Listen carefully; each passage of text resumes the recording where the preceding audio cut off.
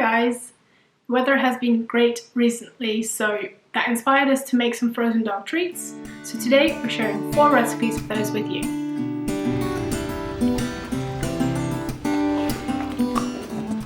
As someone who owns 2 very energetic dogs, I always search for things to enrich my dogs' lives because I like for them to feel fulfilled, happy and content.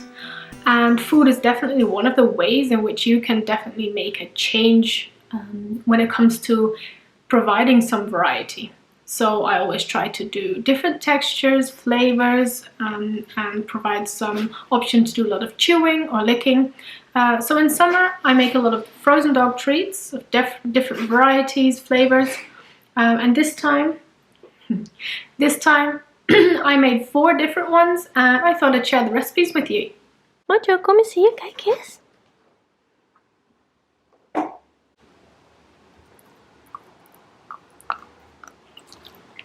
The recipes we're sharing today are fairly simple, easy to make, very quick, and basically require around 5 minutes each or less. We used some ice cream molds as well as some silicone molds for some cube-shaped treats. Basically you can use anything that can go in the freezer, should be fine. And when it comes to the ingredients, we used quite a lot, but like I said, we made 4 varieties of treats. Not clever, freezer was full.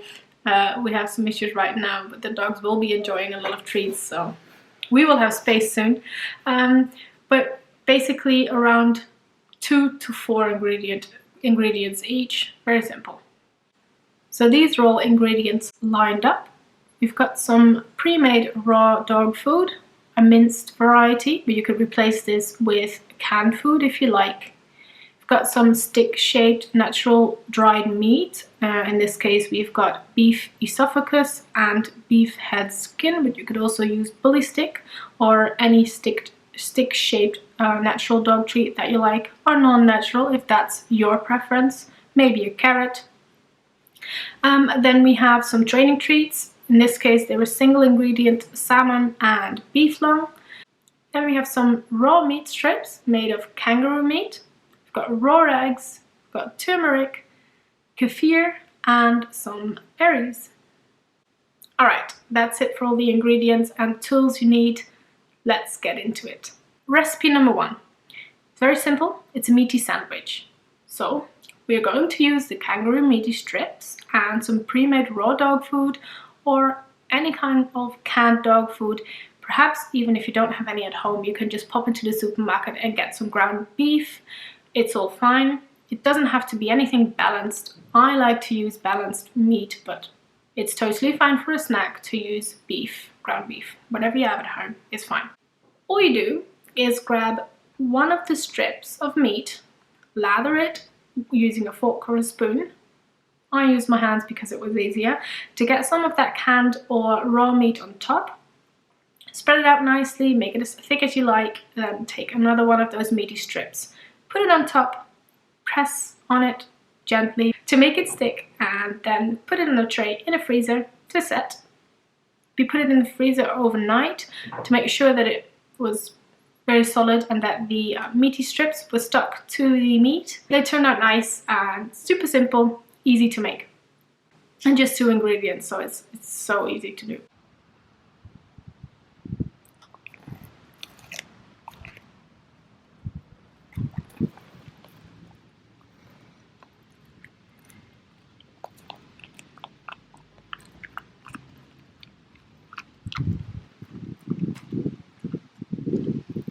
If you don't happen to have any of these strips, you can also use anything hollow, like a buffalo ear, for example, that we have here. Other than that, what you can also use is these Westpaw toys or Kong toys that I have here. These Westpaw Topple toys are lovely. We filled them with their dinner for the night, and the dogs enjoyed them in the sun for 30 minutes. It was great to see them work on it. We could have a beer along in the sun. It's a fun way for them to work on the dinner a little bit longer, provide them with some enrichment by chewing.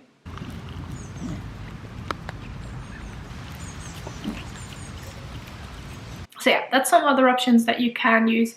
Alright, time for recipe number 2. It's very similar, but this time we're turning it inside out. So the meat is on the exterior and the dried treat is on the inside.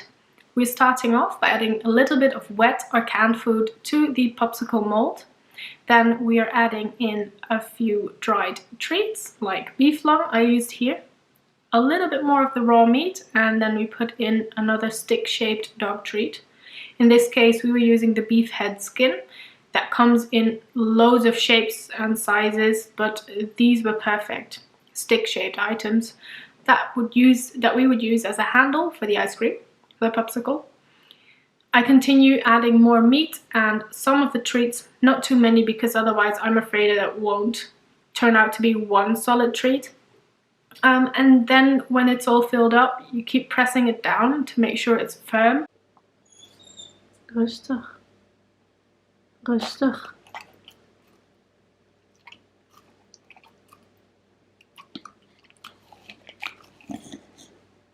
But we are not putting it in the freezer just yet. We are continuing with our next treat, which will be made in the same popsicle mold because we have 3 holes left. This one is probably the most difficult recipe that we have today. It's still fairly simple. It will just take a little bit of puzzling to make it pretty. We will start off by grabbing a couple eggs, cracking them over a bowl and whisking them up. Optionally, you can add some turmeric powder, which will give the eggs a brighter orangey yellow color, and it will also provide a little bit of a supplement for your dog's joints because it contains curcumin. I also have a recipe on golden paste which contains turmeric as well, which I will link below or maybe up in the screen here if I don't forget. Then once that's done, pour the egg mixture into the ice molds. I used 2 eggs, 1 egg for each ice cream, each popsicle. That was fine. Then, before we continue, we're going to grab some tape and kind of make a barrier for the handles to stay in place before we put the handles in. So I basically used some paper tape. It was kind of like duct tape but easier to remove afterwards. And I left a little space in the middle where I could insert the handle. Now this time for the handle we were using beef esophagus, which it looks a lot like ballistic, but it is very soft and easy to chew. So if, for example, you have a dog that has difficulty chewing, is a little bit older, I would prefer this handle over the other one that I had, because that one is much tougher.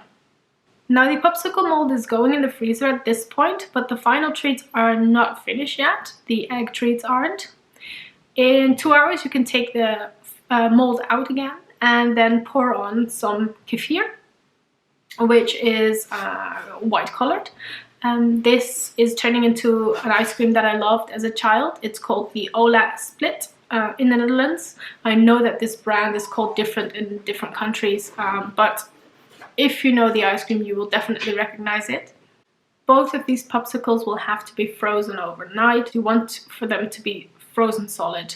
Do keep in mind when feeding the egg, it will start running very quickly, and it doesn't freeze as solidly as some of the other items that I have today, and especially if you add turmeric.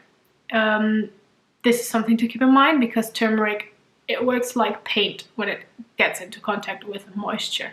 So please bear that in mind.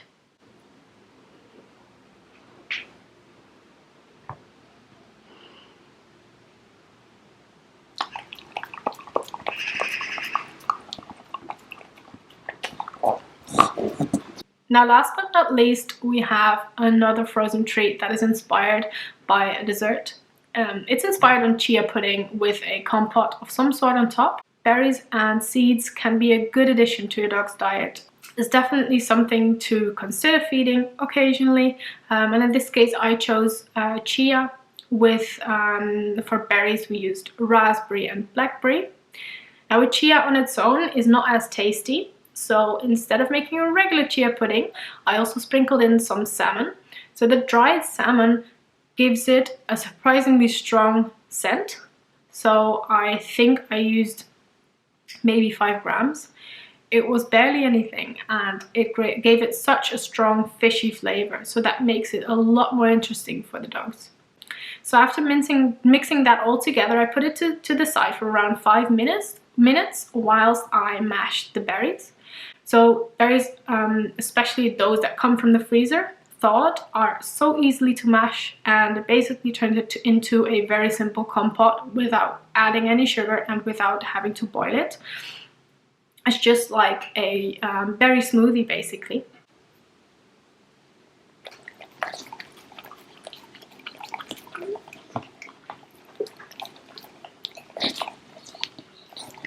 So when that's done, I grab the ice cube molds, scoop a layer of that berry mixture at the bottom of each hole that I intend to fill with a treat.